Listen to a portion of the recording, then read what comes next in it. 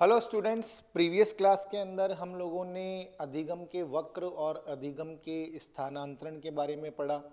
अधिगम के स्थानांतरण के सिद्धांतों के बारे में पढ़ा। अब हम इस क्लास में बात करेंगे अधिगम या सीखने के सिद्धांत, कि भाई अधिगम या सीखने के सिद्धांत कौन कौन से हैं और इनको किस तरीके से डेवलप किया गया।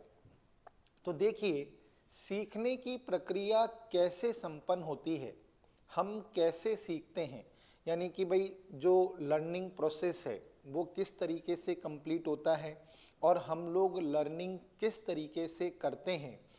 मनोवैज्ञानिकों ने इन प्रश्नों का उत्तर जानने के लिए बहुत प्रयत्न किए और परिणाम स्वरूप सीखने संबंधी कुछ सिद्धांतों को क्या किया, जन्म दिया। यह सिद्धांत हमें इन दोनों प्रश्नों का उत्तर देते हैं।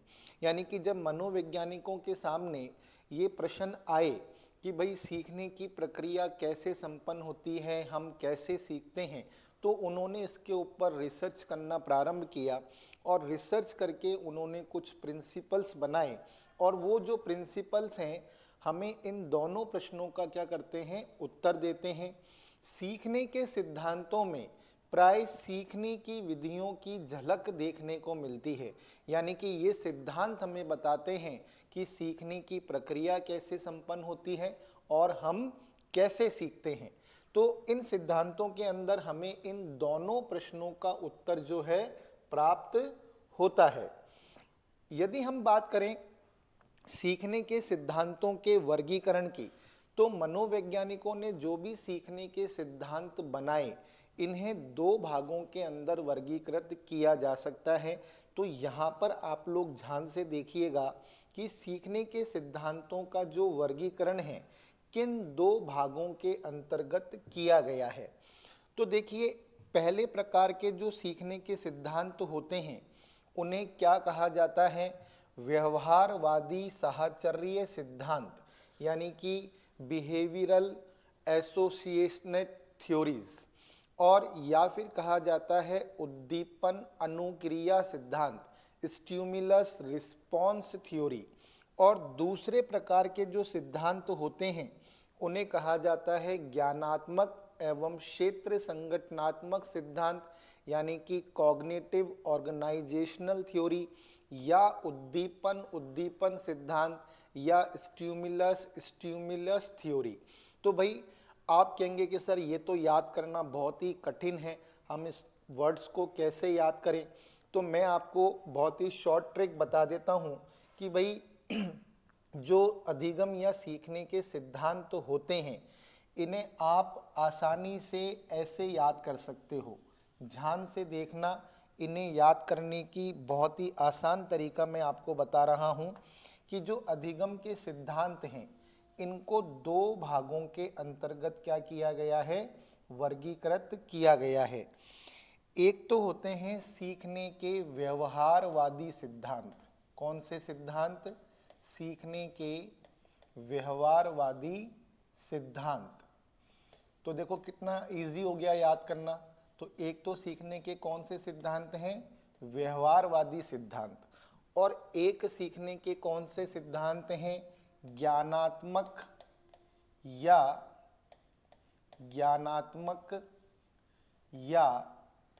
संज्ञानात्मक सिद्धांत। ज्ञानात्मक या संज्ञानात्मक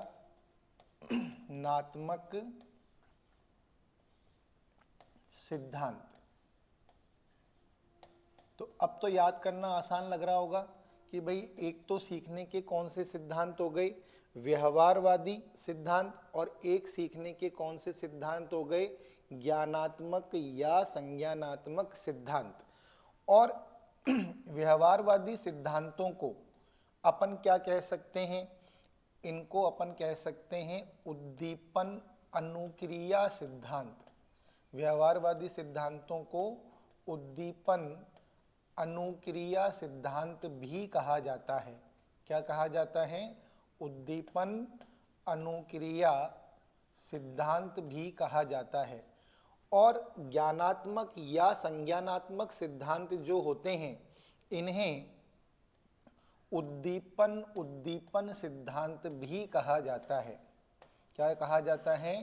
उद्दीपन उद्दीपन सिद्धांत।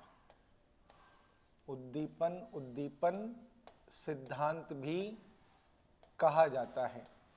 और इंग्लिश में अगर आप याद करोगे तो ये और भी इजी हो जाएगा। इन्हें कहा जाता है SR थ्योरी। क्या कहा जाता है? SR theory. और इन्हें क्या कहा जाता है? इन्हें कहा जाता है SS थ्योरी। तो सीखने के सिद्धांतों का ये जो वर्गीकरण है ये इस तरीके से किया गया है। तो एक तो सीखने के सिद्धांत कौन से होते हैं? व्यवहारवादी सिद्धांत या उद्दीपन अनुक्रिया सिद्धांत। एक सीखने के सिद्धांतों का वर्गीकरण क्या है? ज्ञानात्मक या संज्ञानात्मक सिद्धांत या उद्दीपन उद्दीपन सिद्धांत। इन्हें कहा जाता है SR थ्योरी, इन्हें कहा जाता है SS थ्योरी। SR थ्योरी का मतलब स्टिमुलस रिस्पॉन्स थ्योरी और SS थ्योरी का मतलब स्टिमुलस स्टिमुलस थ्योरी। तो बहुत ही इजी तरीके से मैंने आपको समझा दिया कि अधिगम के सिद्धांतों का जो वर्गीकरण है इन दो भागों के अंतर्गत किया गया है।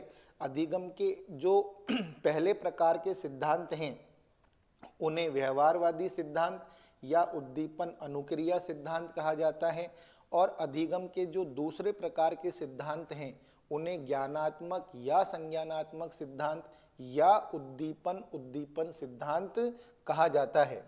अब हम ये देखते हैं कि भाई जो व्यवहारवादी सिद्धांत हैं या उद्दीपन अनुक्रिया सिद्धांत हैं इनके अंदर क्या देखने को मिलता है।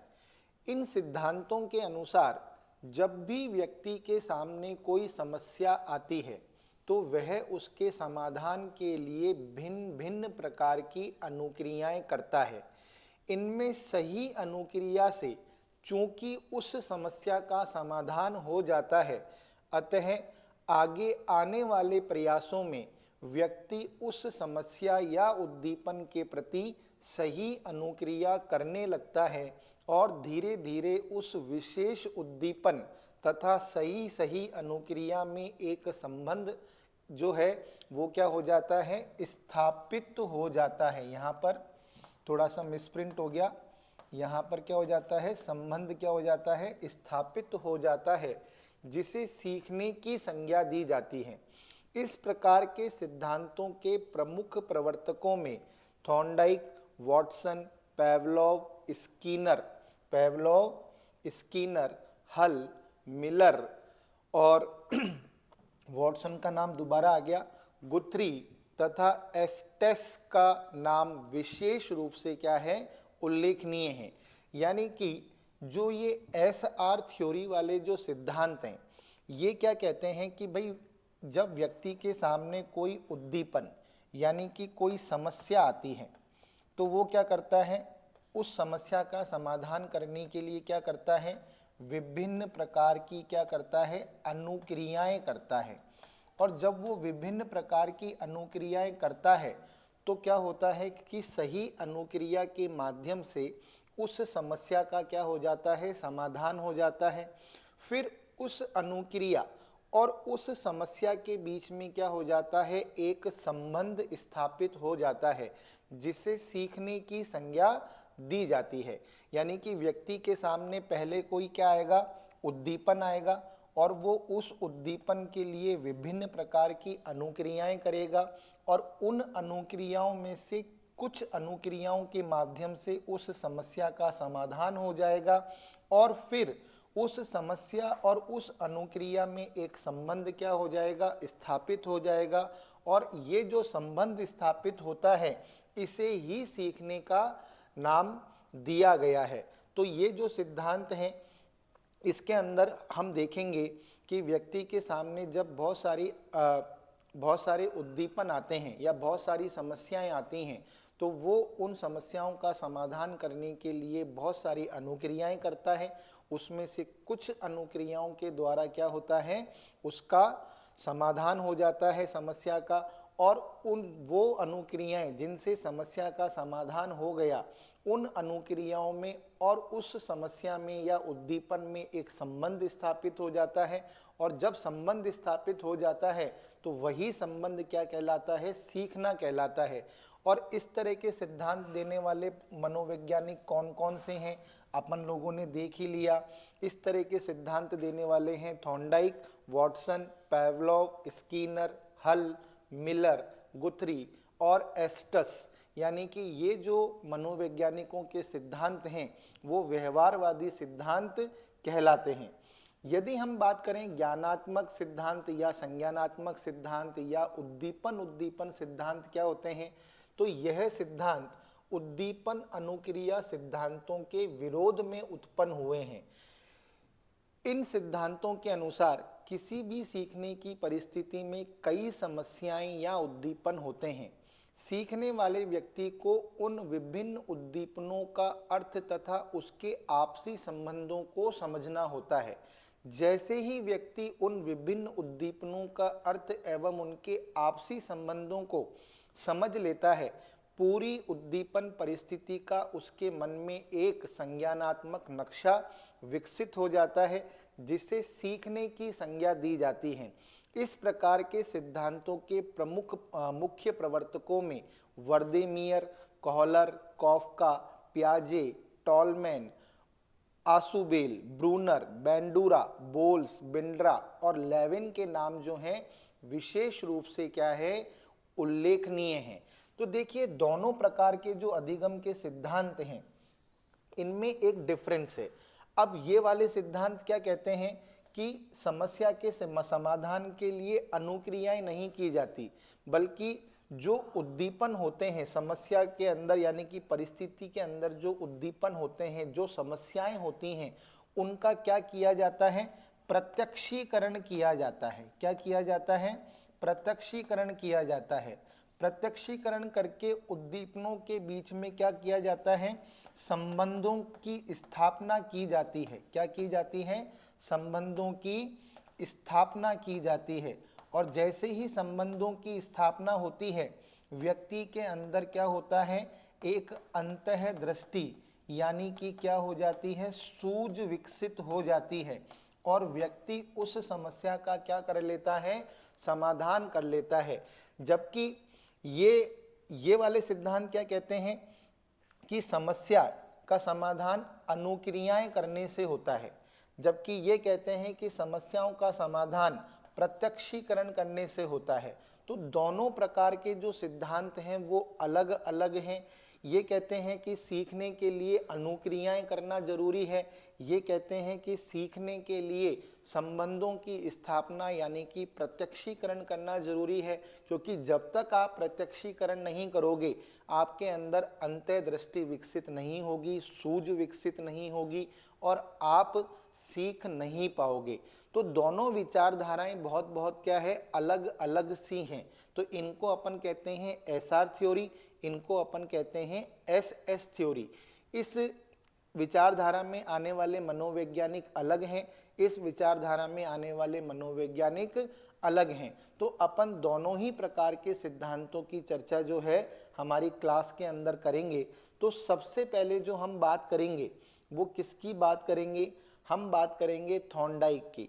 और थॉर्नडाइक का जो सिद्धांत है वो किसके अंतर्गत आता है, इस चीज को आप लोग ध्यान रख लीजिए। थॉर्नडाइक का जो सिद्धांत है वो एसआर थ्योरी के अंतर्गत आता है, यानी कि ये व्यवहारवादी विचारधारा के अंतर्गत आता है। किसके अंतर्गत आता है? व्यवहारवादी विचारधारा के अंतर्गत आता है। तो चलिए अब हम थॉर्नडाइक के सिद्धांत को पढ़ना स्टार्ट करते हैं कि थॉर्नडाइक ने कौन सा सिद्धांत दिया।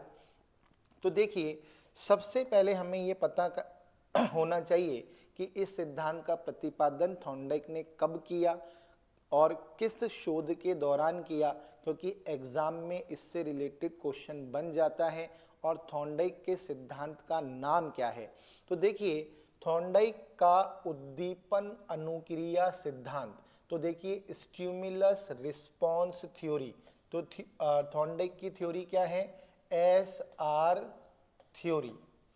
उद्दीपन अनुक्रिया का सिद्धांत, एग्जाम में डायरेक्ट क्वेश्चन आ गया कि उद्दीपन अनुक्रिया का सिद्धांत किसने दिया, तो थॉर्नडाइक ने दिया। अब थॉर्नडाइक कौन थे? अमेरिकी मनोवैज्ञानिक एडवर्ड एल थॉर्नडाइक ने इस सिद्धांत का प्रतिपादन 1898 में, मोस्ट इम्पॉर्टेंट, इन्होंने अपने सिद्धांत का प्रतिपादन 1898 में अपने पीएचडी शोध प्रबंध, जिसका शीर्षक क्या था, एनिमल इंटेलिजेंस था, में किया। यानी कि जब ये पीएचडी कर रहे थे तो उस पीएचडी के दौरान इन्होंने एक रिसर्च की और उस रिसर्च का नाम क्या था, एनिमल इंटेलिजेंस। तो जब ये अपनी रिसर्च कर रहे थे अपने पीएचडी के दौरान, उसके दौरान ही इन्होंने अपने इस सिद्धांत का प्रतिपादन किया। और कब किया? 1898 में किया।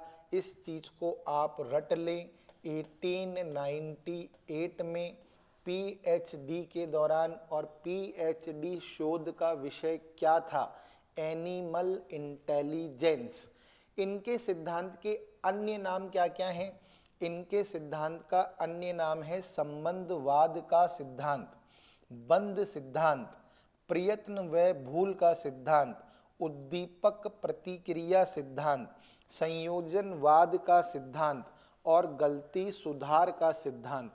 इसमें से जो फेमस नाम है, सबसे फेमस नाम है प्रयत्न एवं भूल का सिद्धांत। प्रयत्न एवं भूल का सिद्धांत किसने दिया? ये क्वेश्चन कई बार एग्जाम के अंदर पूछा गया है कि भाई ट्रायल एंड एरर मेथड देने वाले, प्रिंसिपल देने वाले मनोवैज्ञानिक कौन थे? तो एडवर्ड एल थॉर्नडाइक थे। तो ये क्वेश्चन एग्जाम में कई बार आता है और इनका सिद्धांत मोस्टली इसी नाम से जाना जाता है, प्रयत्न व भूल का सिद्धांत। अब गलती सुधार का सिद्धांत मतलब सेम ही है ना। अब मैं एक फेमस नाम और है इनके सिद्धांत का, वो है संबंधवाद का सिद्धांत। एग्जाम में डायरेक्ट क्वेश्चन पूछ लेते हैं कि संबंधवाद या संयोजनवाद का जनक किसे माना जाता है? तो एडवर्ड एल थॉर्नडाइक को माना जाता है। तो देखिए, संबंधवाद या संयोजनवाद, ठीक है। उसके बाद प्रयत्न व भूल व गलती सुधार, इसका मतलब एक ही है। अब मैं उद्दीपक अनुक्रिया कहूँ या उद्दीपक प्रतिक्रिया कहूँ, बात एक ही है। और अब आपको केवल एक नाम याद रखना है, वो है बंध सिद्धांत। तो देखिए, मैंने सभी नामों को एक दूसरे से कोरिलेट करके आपको सारे नाम जो हैं वो यहाँ पर क्या करा दिए, याद करा दिए, है ना। तो आपको बिल्कुल इजीली समझ में आ गया होगा। तो अपन को याद क्या रखना है? अपन को मोस्टली जो याद रखना है वो ये याद रखना है कि भाई उद्दीपन अनुक्रिया का सिद्धांत या उद्दीपक प्रतिक्रिया का सिद्धांत, प्रयत्न एवं भूल का सिद्धांत या गलती सुधार का सिद्धांत, संबंधवाद का सिद्धांत या संयोजनवाद का सिद्धांत, और एक नाम और याद रख लो, बंध सिद्धांत। ये सिद्धांत किसका है? ये सिद्धांत है थॉर्नडाइक का सिद्धांत। और थॉर्नडाइक का पूरा नाम एडवर्ड एल थॉर्नडाइक। ये अमेरिका के मनोवैज्ञानिक थे, व्यवहारवादी थे। इन्होंने इस सिद्धांत का प्रतिपादन 1898 में अपने पीएचडी रिसर्च के दौरान किया। उस पीएचडी रिसर्च का नाम क्या था? एनिमल इंटेलिजेंस या एनिमल इंटेलिजेंसी, ठीक है। अब देखिए, इन्होंने जो अपना प्रयोग किया वो किस पर किया? बिल्ली पर किया। किस पर किया?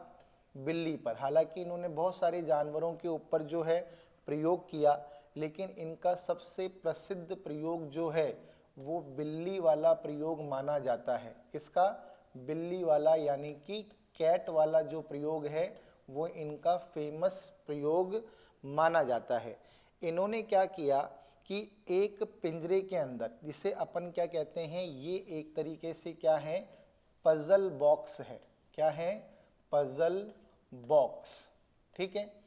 इस पजल बॉक्स के अंदर इन्होंने क्या किया, एक कैट को क्या करा, बंद कर दिया। किसको बंद कर दिया? इस पजल बॉक्स के अंदर इन्होंने एक कैट को क्या करा, बंद कर दिया।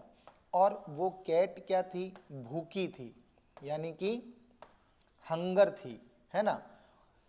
इनका जो सबसे फेमस प्रयोग है वो कौन सा वाला है? बिल्ली वाला है। बिल्ली को इन्होंने क्या करा, एक पजल बॉक्स के अंदर क्या कर दिया, बंद कर दिया। और वो बिल्ली कैसी थी? भूखी थी। अब उस भूखी बिल्ली के सामने इन्होंने पिंजरे के बाहर क्या रख दी? मछली रख दी, फिश रख दी। और इस मछली की गंध ने क्या किया, भूखी बिल्ली को क्या किया, अभिप्रेरित किया इस पजल बॉक्स से बाहर आने के लिए।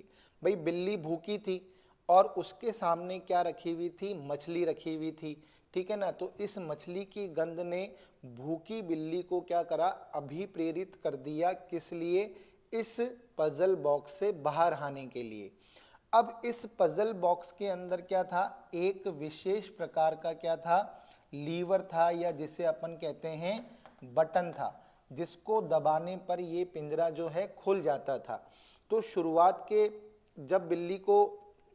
में जब बिल्ली ने इस पजल बॉक्स से बाहर आने की कोशिश करी, यानी कि जब भूख ने बिल्ली को अभिप्रेरित किया इस पजल बॉक्स से बाहर आने के लिए, तो उसने बहुत सारी अनुक्रियाएं करना क्या किया, चालू किया। वो उस पजल बॉक्स के अंदर जोर जोर से क्या करने लगी, अपने पाँवों को चलाने लगी, उसके पिंजरे की सलाखों को नोचने लगी, इधर उधर भागने लगी। और एक बार क्या हुआ, संयोग से उसका जो पाँव है वो लीवर के बटन पर पड़ गया और पिंजरा क्या हुआ, खुल गया। और उसने जो है मछली को आकर खा लिया और अपनी भूख को क्या करा, शांत कर लिया। दूसरी बार क्या हुआ, दूसरी बार भी थॉर्नडाइक ने ऐसा ही किया। उसने बिल्ली को दूसरी बार भी पिंजरे के अंदर क्या करा, बंद कर दिया और उसके सामने मछली को रख दिया।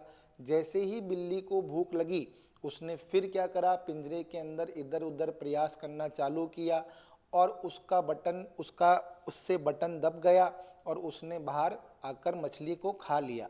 लेकिन बहुत बार इस प्रयोग को रिपीट करने के बाद थॉर्नडाइक ने देखा कि जैसे जैसे प्रयोग को दोहराया जा रहा था, बिल्ली को बाहर आने में पहले की तुलना में जो है कम समय लग रहा था। और एक वक्त ऐसा आया कि बिल्ली ने बिना प्रयास किए सीधे ही बटन को दबाया और बाहर आकर मछली को खा लिया। यानी कि बिल्ली जो है वो पिंजरा का बटन दबाना और पिंजरे को खोलना जो है सीख गई। तो इस प्रयोग के आधार पर थॉर्नडाइक ने क्या निष्कर्ष निकाला? इस प्रयोग के आधार पर थॉर्नडाइक ने कहा कि जब कोई उद्दीपन का मतलब क्या है, जब कोई समस्या व्यक्ति के सामने आती है या कोई उद्दीपन व्यक्ति के सामने दिया जाता है, तो उसके प्रति वह कई अनुक्रियाएं करता है। इनमें सही अनुक्रिया का संबंध उस विशेष उद्दीपन के साथ हो जाता है और इस संबंध को ही क्या कहा जाता है, सीखना कहा जाता है। यानी कि थॉर्नडाइक ये कहना चाहते हैं कि सीखना जो है वो अनुक्रियाओं के माध्यम से होता है। जब भी हमारे सामने कोई उद्दीपन आता है या कोई समस्या आती है, तो हम उस समस्या का समाधान करने के लिए विभिन्न प्रकार के प्रयत्न करते हैं और उसमें से कोई एक प्रयत्न ऐसा होता है जिसके माध्यम से वो समस्या क्या हो जाती है, हल हो जाती है। और फिर उस समस्या और उस प्रयास के बीच में एक संबंध स्थापित हो जाता है और हम उस समस्या को हल करना क्या है, सीख जाते हैं। लेकिन उसके लिए हमें प्रयास करने पड़ते हैं। यानी कि सीखना प्रयत्न एवं भूल के माध्यम से होता है, यानी कि ट्रायल एंड एरर मेथड के माध्यम से होता है। थॉर्नडाइक ने अपने इस सिद्धांत के माध्यम से सीखने की 3 प्रमुख विशेषताओं का वर्णन भी किया, जो निम्नलिखित हैं। थॉर्नडाइक ने अपने सिद्धांत के माध्यम से सीखने की 3 प्रमुख विशेषताओं को भी बताया, और वो विशेषताएं क्या क्या हैं। सीखने की प्रक्रिया पशु में हो या मनुष्य में समान ढंग से होती है, यानी कि पशु और मनुष्य जो हैं वो समान ढंग से सीखते हैं। दोनों को सिखाने के लिए कोई अलग से प्रयास करने की ज़रूरत नहीं है। पशु हो या मनुष्य समान ढंग से सीखते हैं, यानी कि जिस प्रकार बिल्ली ने प्रयत्न एवं भूल के माध्यम से सीखा, उसी प्रकार मनुष्य भी किसी भी चीज को, है ना, प्रयत्न एवं भूल के माध्यम से ही सीखता है। सीखना क्रमोत्तर होता है, ना कि सूझपूर्ण होता है। यानी कि इन्होंने कहा कि एक तो सीखने में समय लगता है, सीखने के लिए आपको स्टेप बाय स्टेप चलना पड़ता है। सीखने के अंदर सूझ का कोई भी स्थान नहीं होता, यानी कि सीखना सूझपूर्ण से मतलब है सीखना अचानक नहीं होता। सीखना अचानक नहीं होता। सीखा कैसे जाता है? प्रयत्न एवं भूल के माध्यम से ही सीखा जाता है। स्टेप वाइज स्टेप सीखा जाता है। ऐसा नहीं कि कोई उद्दीपन सामने आया, हमने उसको देखा, अचानक ही दिमाग में कोई चीज़ आ गई, हमने उस समस्या का समाधान कर लिया। ये इस विचार के विरोधी थे। इन्होंने कहा सीखना अचानक नहीं होता है, सीखने में समय लगता है और सीखना क्रमोत्तर होता है। सीखने में चिंतन या विवेचन का स्थान नहीं होता है, यानी कि सीखना जो है प्रत्यक्ष रूप से होता है, उसमें चिंतन, तर्क, कल्पना, इन चीज़ों का कोई स्थान नहीं होता है। हालांकि देखिए, सीखने में सूझ का भी स्थान होता है, चिंतन का भी होता है, विवेचन का भी होता है, और तभी तो दूसरे प्रकार के सिद्धांतों का जन्म हुआ।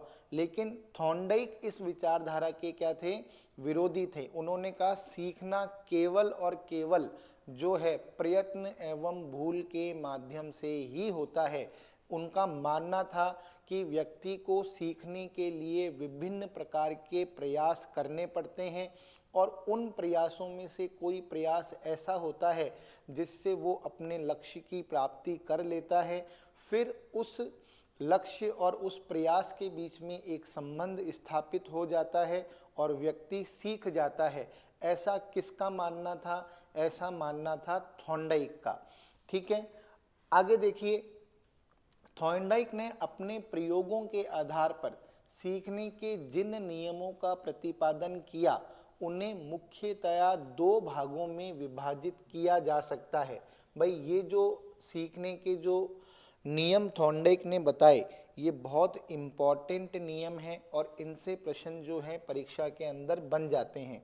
भाई, पहले तो देखो हमने थॉर्नडाइक के सिद्धांत के अंतर्गत क्या सीखा कि भाई थॉर्नडाइक का जो सिद्धांत है उसे उद्दीपक अनुक्रिया सिद्धांत कहते हैं, प्रयत्न एवं भूल का सिद्धांत कहते हैं, है ना, उद्दीपक प्रतिक्रिया सिद्धांत कहते हैं, गलती सुधार सिद्धांत कहते हैं, संबंधवाद का सिद्धांत कहते हैं, संयोजनवाद का सिद्धांत कहते हैं, बंद सिद्धांत कहते हैं।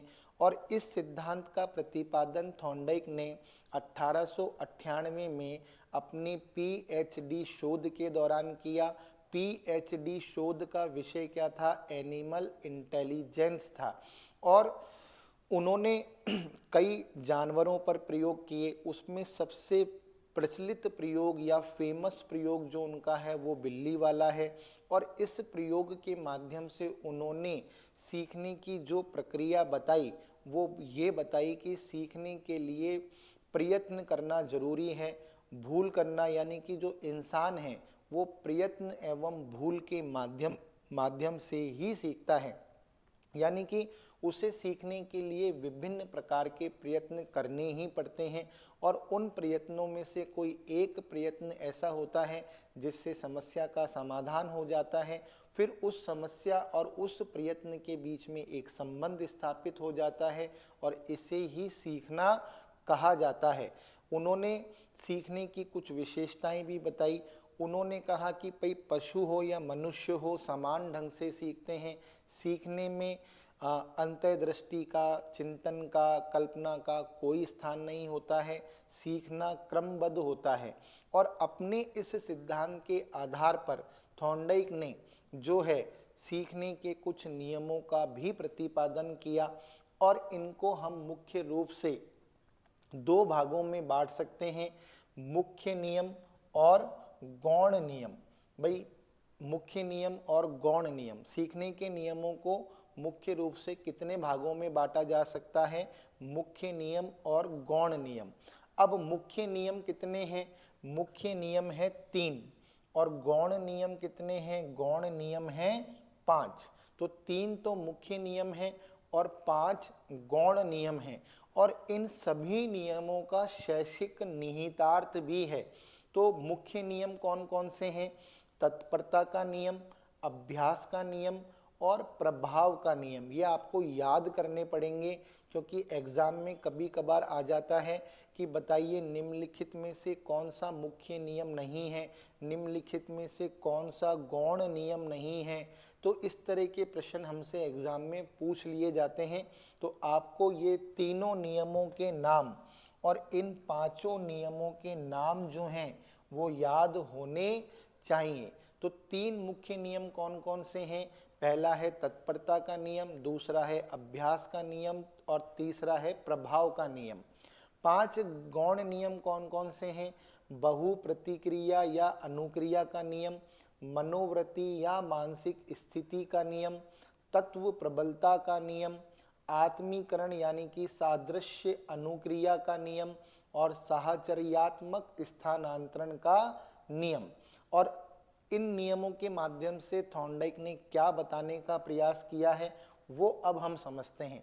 तो सबसे पहले हम मुख्य नियमों की चर्चा करेंगे, फिर हम गौण नियमों की चर्चा करेंगे, इनके शैक्षिक निहितार्थ को समझेंगे और एंड में थॉर्नडाइक का जो सिद्धांत है उसका शैक्षिक महत्व समझेंगे।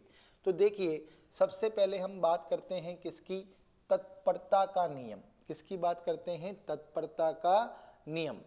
जिन कार्यों को करने के लिए हम तत्पर रहते हैं वे कार्य तो सीख लेते हैं, परंतु जिन कार्यों को करने के लिए हम तत्पर नहीं होते वे कार्य हम नहीं सीख पाते।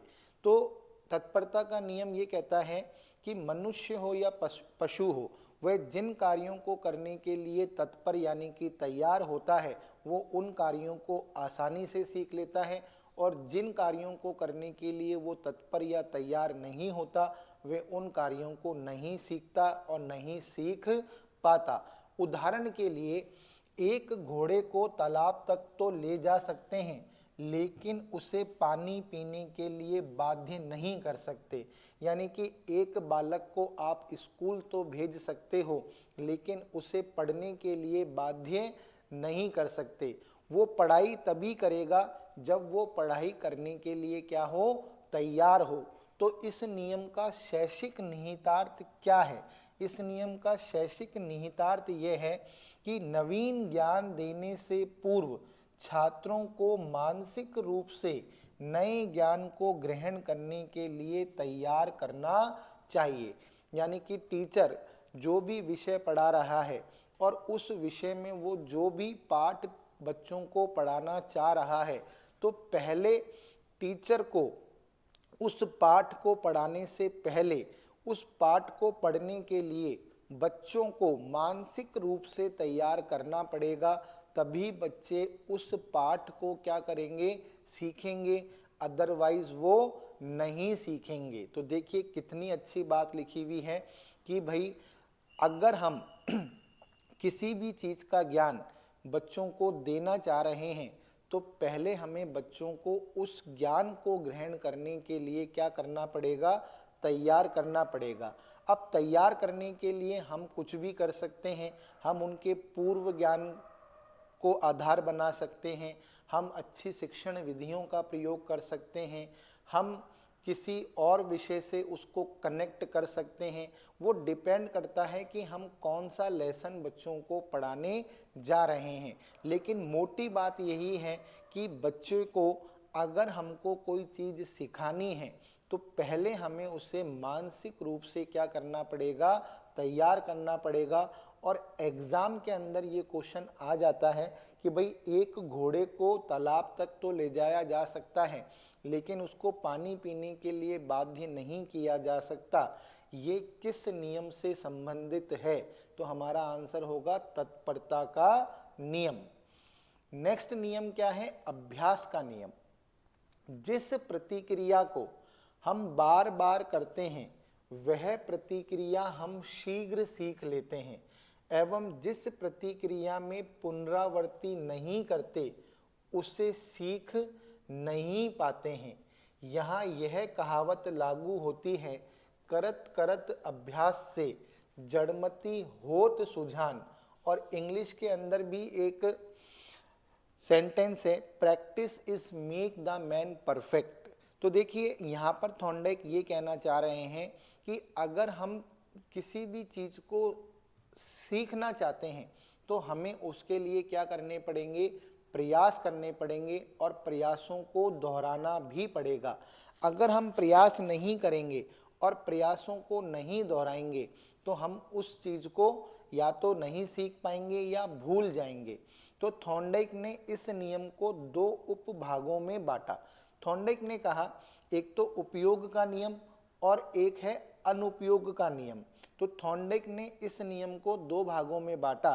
तो उन्होंने कहा मनुष्य उसी कार्य को बार बार करता है जिसकी वह उपयोगिता समझता है, तो उसको उन्होंने कहा उपयोग का नियम। अनुपयोग का नियम, मनुष्य उस कार्य को बार बार नहीं करता जिसकी वह उपयोगिता नहीं समझता। तो थॉर्नडाइक यहाँ पर ये कहना चाह रहे हैं कि अगर हम किसी विषय को ये मानकर बच्चों को पढ़ाएं कि वो उनके जीवन में कितना उपयोगी है, तो वो उसके अभ्यास को दोहराएगा और अभ्यास करेगा भी। लेकिन अगर हम उसकी उपयोगिता नहीं बताएंगे तो बच्चे उस विषय की उपयोगिता को नहीं समझेंगे और वो उसमें अभ्यास नहीं करेंगे। और सीखने के लिए क्या है? अभ्यास का करना क्या है? जरूरी है। इसका शैक्षिक निहितार्थ क्या है? इस नियम के अनुसार बालकों को सिखाई जाने वाली क्रिया को दृढ़ करने के लिए उन्हें पर्याप्त अभ्यास कराया जाए। कक्षा में पढ़ाई गई विषय वस्तु का शिक्षक के द्वारा समय समय पर पुनर्निरीक्षण अवश्य होते रहना चाहिए। भाई टीचर जो भी चैप्टर पढ़ा रहा है, एक तो उस चैप्टर का बहुत ज़्यादा अभ्यास बच्चों को कराए और फिर बीच बीच के अंदर उसके क्लास टेस्ट भी लेता रहे, जिससे कि बच्चे जो हैं उस चैप्टर को भूले नहीं। क्योंकि यहाँ पर थॉर्नडाइक क्या कहना चाह रहे हैं कि अगर हम किसी चीज़ को सीख भी लेते हैं तो हमें उसमें निरंतर अभ्यास करते रहना ज़रूरी है। अगर हम निरंतर रूप से अभ्यास करते रहेंगे तो वो चैप्टर जो है या वो चीज़ जो हमने सीखी है उसको हम भूलेंगे नहीं। और यदि हम अभ्यास को नहीं दोहराएंगे, अभ्यास नहीं करेंगे, तो हम उस चीज़ को जो हमने सीखी है उसको हम भूल जाएंगे। तो बार बार अभ्यास करते रहना, रिपीट करते रहना क्या है? जरूरी है। और इनडायरेक्टली इस बात को भी समझाने का प्रयास किया है कि चीज़ जो भी आप पढ़ा रहे हो, जो भी चीज़ आप बालक को सिखाना चाह रहे हो, उसकी उपयोगिता को उसके जीवन में साबित करो, तभी तो वो उसके अंदर अभ्यास को करेगा। और अगर आप उपयोगिता साबित नहीं करोगे तो वो अभ्यास नहीं करेगा। और शैक्षिक निहितार्थ क्या है कि एक टीचर जो भी विषय पढ़ा रहा है, वो एक तो जो भी पाठ वो पढ़ा रहा है उसमें समय दे, बच्चों को उनका अभ्यास कराए और फिर बीच बीच में क्या करे? उसका पुनर्निरीक्षण करते रहे, यानी कि क्लास टेस्ट लेता रहे, तो बच्चे उस चैप्टर को नहीं भूलेंगे। 1930 में थॉर्नडाइक ने इस नियम में सुधार किया। वह कहा कि केवल दोहराने के रूप में किए गए अभ्यास से बंधनों में मजबूती नहीं आती है एवं केवल अभ्यास की कमी से बंधनों में कमजोरी नहीं आती है। यहाँ पर थॉर्नडाइक ने 1930 के बाद इस नियम में एक संशोधन भी किया। उन्होंने कहा कि भाई अगर प्रयास केवल दोहराने के लिए किए जा रहे हैं तो उससे बंधन मजबूत नहीं होते, और ऐसा भी नहीं है कि अभ्यास की कमी होने से बंधनों में कमजोरी आ जाए। वो डिपेंड करता है कि उद्दीपक और प्रतिक्रिया इन दोनों के बीच में समीपता कितनी है। तो ऐसा भी नहीं है कि भाई हमने कोई चैप्टर अगर एक बार सीख लिया और हम उसको नहीं दोहराएंगे तो हम उसको भूल जाएंगे, ऐसा होना जरूरी नहीं है, ऐसा थॉर्नडाइक ने बाद में कहा। और ऐसा भी जरूरी नहीं है कि अगर हम अभ्यास करना बंद कर देंगे तो फिर हम क्या होगा, उस चीज को पूरी तरह से हमारे दिमाग में वो चीज क्या है, विलुप्त हो जाएगी, ऐसा भी नहीं है। तो अगर आपने किसी चीज को बहुत अच्छी तरीके से सीख लिया है तो आपको बार बार रिपीटेशन करने की ज़रूरत नहीं है। और ऐसा भी बिल्कुल नहीं समझना है कि भाई अगर मैं ऐसा रिपीटेशन नहीं करूँगा तो मैं भूल ही जाऊँगा। तो कुल मिलाकर बस बात यह है कि जो भी चीज़ सीख रहे हो वो आपको मन लगाकर सीखनी है। ठीक है। नेक्स्ट, प्रभाव का नियम व परिणाम का नियम। इसके अनुसार जिन कार्यों को करने से व्यक्ति को संतोष मिलता है उसे वह बार बार करता है, और जिन कार्यों को करने से असंतोष मिलता है उसे वह नहीं करता। इस नियम को पुरस्कार व दंड का नियम तथा सुख व दुख के नियम से भी जानते हैं। तो थॉर्नडाइक ने कहा कि भाई हम उसी चीज को सीखते हैं जिसको करने से हमें क्या मिलता है, संतोष मिलता है, और जिस चीज को करने से हमें संतोष नहीं मिलता हम उसे नहीं सीखते। और इस नियम को उन्होंने पुरस्कार व दंड का नियम तथा सुख व दुख का नियम भी कहा। इसका शैक्षिक निहितार्थ क्या है? शिक्षकों को कक्षा का वातावरण ऐसा बनाना चाहिए जिससे छात्रों में विषय के प्रति अभिरुचि एवं रुझान बना रहे, यानी कि इंटरेस्टिंग और अटेंशन बनी रहे, तथा शिक्षण से छात्र अधिक से अधिक क्या हों, संतुष्ट हों। यानी कि टीचिंग क्या होनी चाहिए, इफेक्टिव होनी चाहिए। टीचिंग क्या होनी चाहिए, इफेक्टिव होनी चाहिए। अगर टीचिंग इफेक्टिव नहीं है तो बच्चों को अच्छा नहीं लगेगा और वो कक्षा में ध्यान नहीं देंगे, तो वो नहीं सीखेंगे।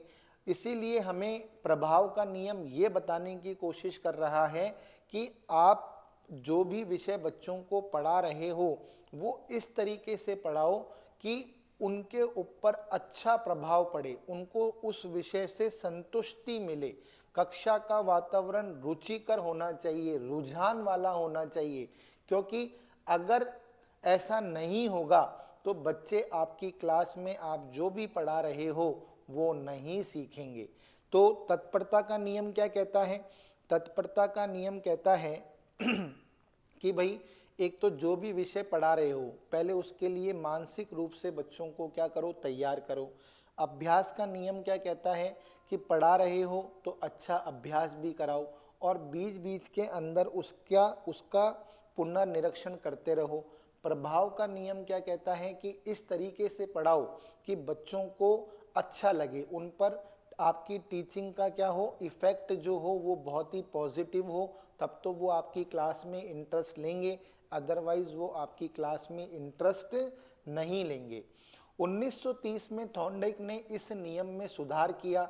वह कहा कि पुरस्कार के प्रभाव से किसी अनुक्रिया को दोहराने की संभावना तो अवश्य बढ़ती है, परंतु दंड से किसी अनुक्रिया को दोहराने की संभावना कम नहीं होती। यानी कि उन्होंने कहा पुरस्कार से हमेशा अच्छा प्रभाव पड़ता है, लेकिन दंड से हमेशा नकारात्मक प्रभाव पड़ेगा ऐसा नहीं है। दंड से कभी कभी अच्छा प्रभाव भी पड़ सकता है। और प्रभाव के नियम को थॉर्नडाइक ने संक्षेपित प्रभाव नियम भी कहा। यानी कि उन्होंने कहा कि भाई आप दंड ये सोचकर नहीं दो कि इससे बच्चों पे नकारात्मक प्रभाव पड़ेगा, ऐसा नहीं है। कभी कभी दंड का प्रभाव सकारात्मक भी पड़ सकता है, यानी कि पुरस्कार के समान ही दंड भी क्या कर सकता है, प्रभाव डाल सकता है। दंड हमेशा नकारात्मक प्रभाव डालेगा ऐसा जरूरी नहीं है। कुछ सिचुएशंस ऐसी होती हैं जहां पर दंड बच्चों के ऊपर सकारात्मक प्रभाव भी डालता है। भाई पुरस्कार का तो हमेशा पॉजिटिव इफेक्ट आएगा ही आएगा, लेकिन दंड का हमेशा नेगेटिव इफेक्ट आए ये जरूरी नहीं है। कभी कभी दंड का पॉजिटिव इफेक्ट भी आ सकता है। तो जो 3 मुख्य नियम हैं वो कौन कौन से हैं? एक प्रभाव का नियम है, एक अभ्यास का नियम है, एक तत्परता का नियम है। और सीक्वेंस से देखें तो एक तत्परता का नियम है, एक अभ्यास का नियम है, एक प्रभाव का नियम है। और आप खुद ही देख लो कि आज टीचिंग के लिए ये दोनों तीनों नियम जो भी हैं बहुत ही यूजफुल हैं। तत्परता का नियम क्या कह रहा है? बच्चे को मानसिक रूप से तैयार करो। अभ्यास का नियम क्या कह रहा है? बच्चे को पर्याप्त अभ्यास कराओ और बीच बीच में पुनर्निरीक्षण करते रहो। प्रभाव का नियम क्या कह रहा है? ऐसी शिक्षण विधियों का उपयोग पढ़ाने में करो जिससे बच्चे क्या हों? संतुष्ट हों। तो आप बच्चे को सिखा पाओगे, वरना आप बच्चे को नहीं सिखा पाओगे। तीनों ही नियम मैंने आपको शॉर्ट में बता दिए। अब क्या है? गौण नियम। गौण नियम के अंदर पहला नियम कौन सा है? बहु प्रतिक्रिया का नियम, प्रिंसिपल ऑफ मल्टीपल रिस्पॉन्स। व्यक्ति के सामने समस्या आती है तो वह सुलझाने के लिए अनेक प्रकार की अनुक्रिया करता है और तब तक करता रहता है जब तक सही अनुक्रिया की खोज नहीं कर लेता। भाई, और ये इंसान का नेचर होता है। हमारा नेचर ये है कि हम हमारे सामने जैसे ही कोई समस्या आती है तो हम उस समस्या को सॉल्व करने के लिए कई तरह के एफर्ट्स करते हैं और तब तक करते रहते हैं जब तक कि हम उस समस्या का समाधान नहीं कर लेते। तो इस नियम का शैक्षिक निहितार्थ ये है कि आप छात्रों को कक्षा में किसी चीज को स्वयं करके सीखने के लिए प्रेरित करो। आप अगर उनके सामने रेडीमेड सॉल्यूशन रख दोगे तो बच्चे कभी भी नहीं सीखेंगे। आपकी क्लास ऐसी होनी चाहिए जिसमें आप बच्चों को खुद इनिशिएटिव लेना सिखाओ प्रॉब्लम को सॉल्व करने के लिए। यदि आप ऐसा करोगे तो वो क्लास एक तो इंटरेस्टिंग हो जाएगी, प्लस बच्चे को प्रयास करने के दौरान जो अनुभव प्राप्त होंगे वो उसके सीखने को और मजबूत करेंगे। यानी कि उद्दीपक और अनुक्रिया के बीच में संबंध और ज़्यादा क्या होगा? मजबूत होगा और सीखा गया ज्ञान बच्चे के अंदर स्थायी हो जाएगा।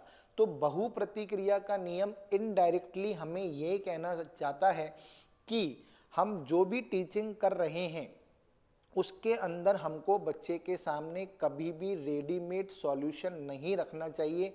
हमें बच्चे को खुद सीखने के लिए इनिशिएटिव लेने का मौका देना चाहिए और ऐसा यदि हम करेंगे तो सीखना और ज़्यादा क्या हो जाएगा? इफेक्टिव हो जाएगा। नेक्स्ट क्या है? मानसिक विन्यास या मनोवृत्ति का नियम। यदि व्यक्ति मानसिक रूप से सीखने के लिए तैयार है तो नवीन क्रिया को शीघ्र सीख लेता है।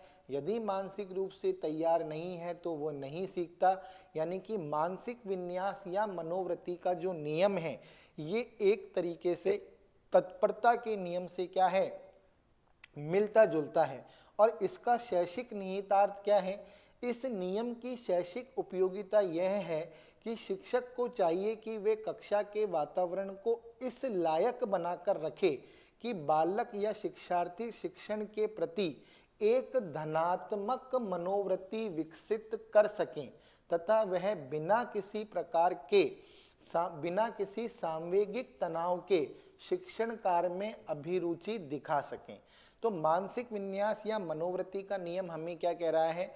बिल्कुल ये कह रहा है कि भाई हमारी क्लास का जो वातावरण है वो इस तरीके का होना चाहिए जहाँ पर बच्चे खुद जो हैं पढ़ने के लिए तैयार रहें। यानी कि एक ऐसा इन्वायरमेंट क्रिएट करो जहाँ बच्चों की सब्जेक्ट को लेकर जो एटीट्यूड है, जो इंटरेस्ट है, वो क्या रहे?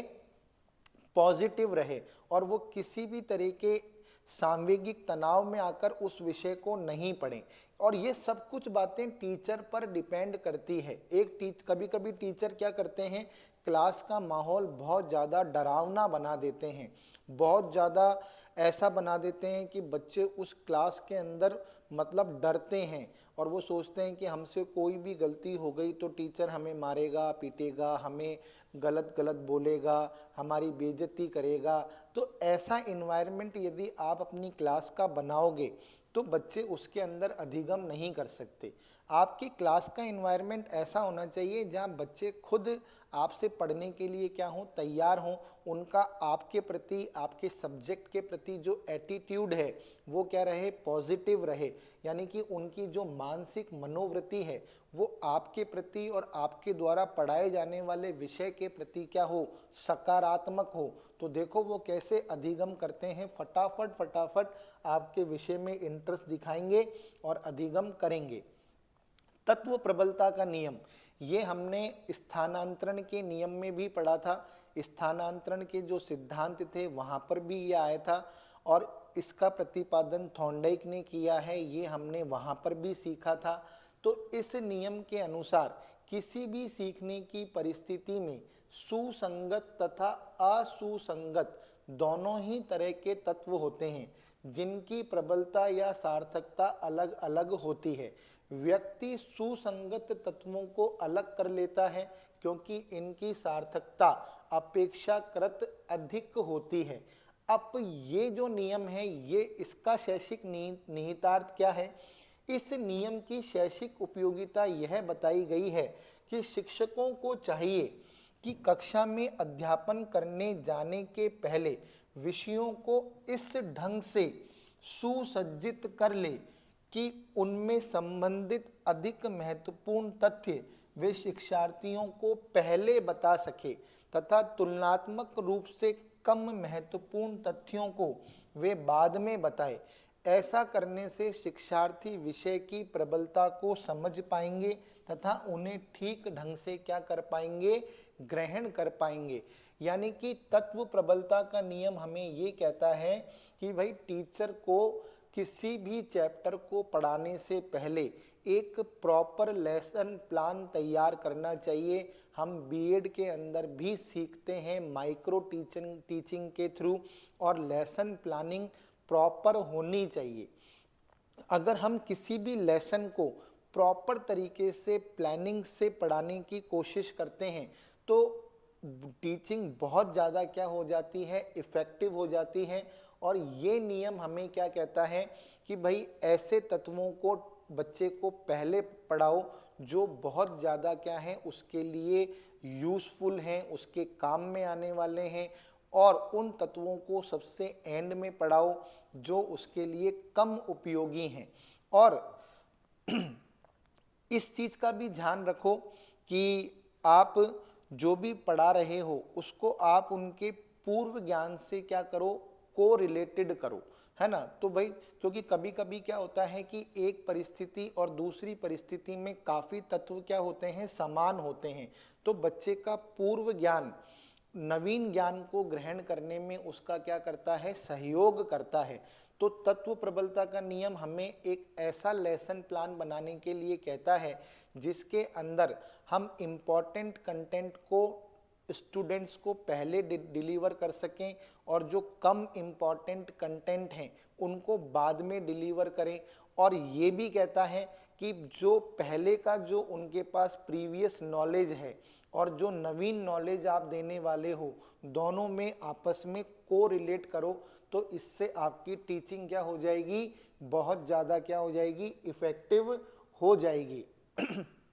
आत्मीकरण या सादृश्यता का नियम, समान तत्वों के आधार पर नवीन ज्ञान का पुराने अनुभवों से आत्मसात या समानता करने पर सीखने में सरलता। अब देखो वही चीज़ आ गई जो मैंने आपको अभी बताई।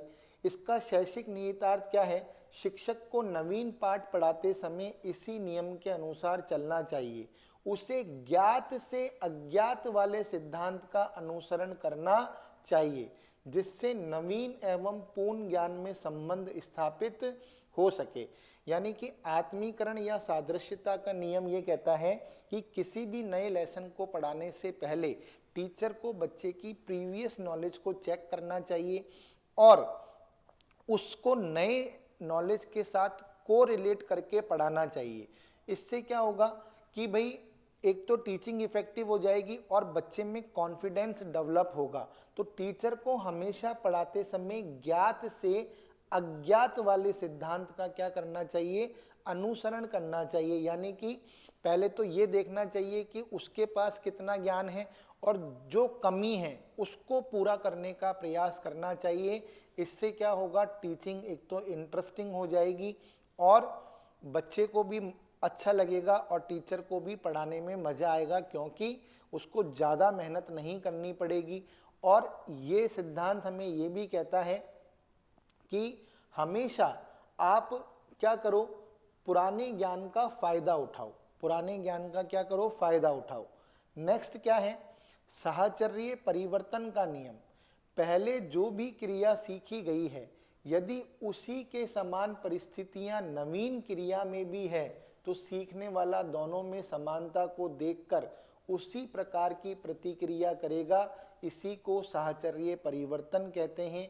इस नियम की शैक्षिक उपयोगिता यह है कि शिक्षक को चाहिए कि वे कक्षा में छात्रों में अच्छी आदतें एवं स्वास्थ्यकर अभिरुचि उत्पन्न करे, ताकि बाद में छात्र अन्य परिस्थितियों में भी इन आदतों एवं अभिरुचियों का उचित लाभ उठा सकें। भाई ये नियम हमें ये कहना चाह रहा है कि आप नींव ऐसी डालो, यानी कि ऐसे आदर्श और मूल्यों की स्थापना बच्चों के अंदर करो जिसका फायदा वो हर नवीन परिस्थिति में ले सकें। जैसे फॉर एन एग्जाम्पल, एक मैथ्स का टीचर है और छोटी क्लास के बच्चों को पढ़ा रहा है, तो छोटी क्लास के अंदर वे बच्चों के अंदर इस तरह की हैबिट्स मैथ्स को लेकर डेवलप करे जो उनके लाइफ टाइम में तक क्या आए, काम में आए। तो यानी कि हर विषय के अपने आदर्श होते हैं, मूल्य होते हैं, तो वो आदर्श और मूल्यों की स्थापना आप इस तरीके से करो ताकि वो आगे जाकर जीवन में उसका उपयोग क्या है, नवीन परिस्थिति में हर समय कर सकें, हर समय कर सकें। यानी कि मेनली बात यहाँ पर ये कहने की कोशिश की जा रही है कि जो स्थानांतरण जीवन के अंदर होता है वो आदर्शों का और मूल्यों का होता है। हमने अधिगम स्थानांतरण के सिद्धांतों में भी इस चीज़ को देखा है। जैसी नींव आप बच्चों के अंदर डालोगे वैसा ही उनका भविष्य होगा। तो साहचर्य परिवर्तन का नियम हमें इनडायरेक्टली ये कहना चाह रहा है कि शिक्षकों को छात्रों में अच्छी आदतें एवं स्वास्थ्यकर अभिरुचियां उत्पन्न करनी चाहिए। यदि वो ऐसा करते हैं तो इसका फायदा बच्चों को जीवन भर क्या है, मिलता ही रहेगा। तो देखो 5 गौण नियम। बहु प्रतिक्रिया का नियम हमें क्या कहता है, अगर हम शॉर्ट में समझने की कोशिश करें तो एक एक लाइन में आप समझ लेना। बहु प्रतिक्रिया का नियम क्या कहता है, बच्चों को खुद करने दो, आप उसको रेडीमेड सॉल्यूशन मत दो। मानसिक विन्यास या मनोवृत्ति का नियम क्या कहता है, क्लास का वातावरण डरावना मत बनाओ, इंटरेस्टिंग बनाओ। ठीक है। तत्व प्रबलता का नियम क्या कहता है, इंपॉर्टेंट कंटेंट पहले डिलीवर करो और उससे कम इंपॉर्टेंट कंटेंट बाद में डिलीवर करो। ठीक है। आत्मीकरण का नियम क्या कहता है, ज्ञात से अज्ञात की ओर चलो, पुराने ज्ञान को टटोलो फिर नया ज्ञान दो। ठीक है। साहचर्य परिवर्तन का नियम क्या कहता है कि बच्चों में अच्छी आदतों का विकास करो, अच्छे आदर्शों मूल्यों की स्थापना करो ताकि वो उसका फ़ायदा जीवन भर उठा सकें। तो देखो इतनी शॉर्ट के अंदर मैंने आपको ये 5 नियम जो हैं अच्छी तरीके से मैंने आपको बता दिए। अब हम देखते हैं शैक्षिक महत्व। ओवरऑल थॉर्नडाइक के पूरे सिद्धांत का शिक्षा जगत में क्या महत्व है। अध्यापक को इस बात को समझने का प्रयत्न करना चाहिए कि उसके विद्यार्थियों को कौन कौन सी बातें याद रखनी चाहिए। जिन बातों को याद रखना है उनसे संबंधित उद्दीपन और अनुक्रियाओं के संयोग को पुनरावर्ती अभ्यास कार्य और प्रशंसा तथा पुरस्कार आदि की सहायता लेते हुए अधिक दृढ़ बनाने का प्रयत्न करना चाहिए। दूसरी ओर जिन बातों को भुलाना है उनसे संबंधित उद्दीपन और अनुक्रियाओं के संयोग को अनुपयोग और निंदा, ताड़ना और दंड और कष्टप्रद परिणामों द्वारा दूर करने का प्रयत्न करना चाहिए। यानी कि यहाँ पर ये बात कर रहे हैं अभ्यास का नियम और प्रभाव का नियम। जो बातें बच्चों को याद करवानी है, अभ्यास करवाओ और पुरस्कार दो, प्रशंसा दो, यानी कि अभ्यास और प्रभाव के नियम को काम में लेकर आओ। और जिन बातों को भुलाना है उसको अनुपयोगी साबित करो और दंड देकर, ताड़ना देकर या कष्टप्रद परिणाम देकर उनको भुलवाने की कोशिश करो। यानी कि आपके ऊपर डिपेंड करता है कि आप अभ्यास के नियम और प्रभाव के नियम को किस तरीके से काम में लाते हो। नेक्स्ट, सीखने से पहले बच्चों को सीखने के लिए तैयार करना चाहिए, यानी कि तत्परता के नियम को काम में लो, है ना, मानसिक मनोवृत्ति के नियम को काम में लो। जिस बात को बच्चा सीखना चाहता है कि उसमें उसकी पर्याप्त रुचि तथा अभिरुचि का होना अत्यंत आवश्यक है। अतः बच्चों को सीखने के लिए भली भांति अभिप्रेरित किया जाना चाहिए, यानी कि तत्परता के नियम को काम में लो। कोई भी नई बात सीखने के लिए पहले जो कुछ भी सीखा जाता है अथवा अनुभव प्राप्त किए जाते हैं वह एक बुनियादी आधार का काम देता है। इसलिए अध्यापक को अपने विद्यार्थियों के पूर्व ज्ञान और अनुभवों का समुचित उपयोग करना चाहिए। एक परिस्थिति में जो कुछ भी सीख लिया जाता है उसे दूसरी समान परिस्थितियों में पूरी तरह उपयोग में लाने का प्रयत्न भी किया जाना चाहिए। सादृश्यता का नियम, है ना, ज्ञात से अज्ञात की ओर चलना चाहिए। टीचरों को बच्चे को अपना कार्य स्वयं करने के लिए प्रोत्साहित किया जाना चाहिए। बहु प्रतिक्रिया का नियम काम में लो। समस्या का हल एकदम बच्चे के सामने रख देने की अपेक्षा उसे स्वयं हल खोजने के कार्य में लगाया जाना चाहिए। उसके द्वारा हर संभव प्रयत्न करते हुए तथा अपनी त्रुटियों को सुधारते हुए समस्या का सही समाधान ढूंढा जाना चाहिए। थॉर्नडाइक के नियमों द्वारा सुझाया गया यह तथ्य ठीक है, परंतु आगे इसके दुष्प्रभाव से बचने के लिए बच्चे को अनावश्यक स्वतंत्रता एवं ढील नहीं देनी चाहिए। भाई आप उसे स्वयं करने के लिए प्रेरित करो, लेकिन इतनी स्वतंत्रता भी मत दो कि उसका उसके ऊपर कुप्रभाव पड़े। वह अपना समय और शक्ति व्यर्थ में ना खोए तथा अपनी त्रुटियों को बार बार दोहराता ना रहे। इस बात की ओर भी ध्यान दिया जाना चाहिए तथा प्रयास के समय सूझबूझ तथा मानसिक शक्तियों का समुचित प्रयोग करने की आवश्यकता है। भाई यहाँ पर वो बहु प्रतिक्रिया के नियम को काम में लाने के लिए तो कह रहे हैं, लेकिन साथ में इस बात का भी ध्यान रखना चाहिए कि अनावश्यक स्वतंत्रता नहीं देनी है, अन्यथा इसके दुष्परिणाम निकलते हैं। इस प्रकार से शिक्षा की दुनिया में थॉर्नडाइक ने अपने नियमों और सिद्धांतों के द्वारा बहुत कुछ देने का प्रयास किया है। इनके द्वारा अधिगम को पूरी तरह से उद्देश्यपूर्ण एवं लक्ष्य निर्देशित बनाने तथा अभिप्रेरणा को सीखने की प्रक्रिया का बहुमूल्य अंग बनाने का प्रयत्न किया गया है। यानी कि इन्होंने कहा सीखने के लिए अभिप्रेरणा का होना जरूरी है। जब तक अभिप्रेरणा नहीं होगी अधिगम नहीं हो सकता। अधिगम में अभ्यास कार्य तथा पुनरावृत्ति के महत्व को समझाने तथा प्रशंसा, प्रोत्साहन और पुरस्कार आदि के मूल्य को ठीक ढंग से परखने में थॉर्नडाइक ने बहुत ही सूझबूझ का परिचय दिया है। यानी कि इन्होंने अधिगम के लिए अभिप्रेरणा को, अभ्यास को और प्रभाव को बहुत ही महत्वपूर्ण बताया है। तो इनके नियमों के अंदर ही इनके द्वारा दिए गए सिद्धांत की शैक्षिक उपयोगिता छुपी हुई है। तो इनके जो प्रभाव के नियम हैं सॉरी इनके जो मुख्य नियम हैं और इनके जो गौण नियम हैं वो इनके सिद्धांत की आधार है। इनके सिद्धांत में से इन्हीं नियमों में से काफ़ी क्वेश्चन जो हैं आपसे पूछे जाते हैं। आपको बिल्कुल एक लाइन में उनका अर्थ पता होना चाहिए। प्रभाव का नियम क्या कहता है? बच्चे को पहले तत्पर करो, है ना।